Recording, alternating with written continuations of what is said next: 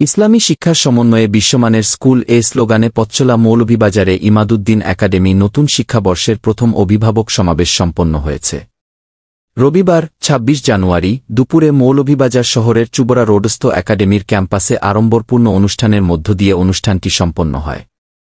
Engineer Abul হোসাইনের সভাপতিত্বে এতে অতিথি হিসেবে উপস্থিত ছিলেন বিশিষ্ট শিক্ষাবিদ ব্যারিস্টার মাহফুজ ইসলাম, জামেয়া দিনিয়া মৌলভীবাজারের প্রিন্সিপাল মাওলানা সৈয়দ মাজদুদ আহমদ, ইঞ্জিনিয়ার গাজী হাবিবুল্লাহ।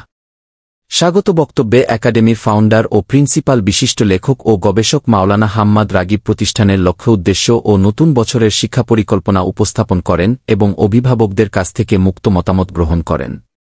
অতিথির বক্তব্যে ব্যারিস্টার মাহফুজ ইসলাম বলেন, ইমাদুদ্দিন একাডেমির শিক্ষা কারিকুলাম এবং এর ফাউন্ডারের চিন্তার সুবিন্যস্ততা অত্যন্ত সুন্দর, গোছানো এবং ব্যতিক্রম। অভিভাবকদের স্বতঃস্ফূর্ত সহযোগিতা অব্যাহত থাকলে প্রতিষ্ঠানটি বহুদূর এগিয়ে যাবে।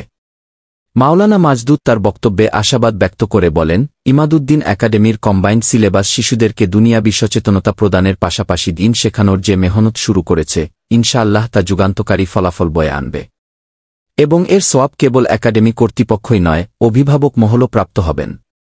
সভাপতির বক্তব্যে ইঞ্জিনিয়ার আবুল হোসাইন মুগ্ধতা প্রকাশ করে বলেন, ইমাদুদ্দিন একাডেমির এই প্রচেষ্টা যথেষ্ট ফলদায়ক হবে বলে আমার বিশ্বাস। কেননা সন্তানকে ডাক্তার ইঞ্জিনিয়ার বানানোর আগে অভিভাবক হিসাবে আমাদের প্রথম কর্তব্য হল ভালো মানুষ বানানো।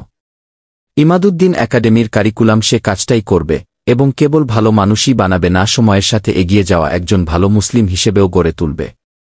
মৌলভীবাজার জেলার বিশিষ্ট আলেম মাওলানা ফজলুর রহমান শায়খে মৌলভীচকির দোয়া ও মুনাজাতের মধ্য দিয়ে অনুষ্ঠানের সমাপ্তি ঘোষিত হয়।